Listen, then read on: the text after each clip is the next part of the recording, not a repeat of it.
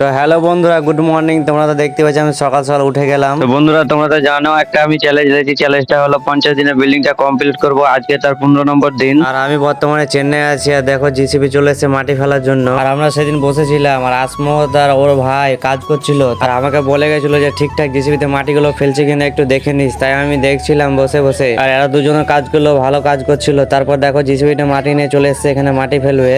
এই যে মাটিগুলো ফেলছে দেখো। জিসিবি ড্রাইভার বললো যে মাটি শেষ হয়েছে, তুমি ফোন করে দাও মাটি যেন চলে আসে তাড়াতাড়ি, কেননা নাইলে আমি বসে থাকবো। আর এদিকে মাটি চলে এসেছে। তারপর ফোন করার পর দেখলাম না, ডাম্পারে মাটি চলে এসেছে। দিয়ে আমি বসে গেলাম, জিসিবি ড্রাইভারকে বললাম চলে এসে যাও, মাটি ফেলছে। জিসিবিটা একটু স্টাফ হয়েছিল, কেননা ডাম্পারে মাটিটা পড়ছিল তো তার জন্য। দিয়ে এদিকে জিসিবি স্টার্ট করে দিল। মাটিগুলো আছে রুমে, তাই রুমের মাটিগুলো কাছে আছে তাই দূরে ঠেলে দিচ্ছে, কেননা অনেকটাই দূর তার জন্য। আর আমি এদিকে বসেছিলাম জিসিবিতে।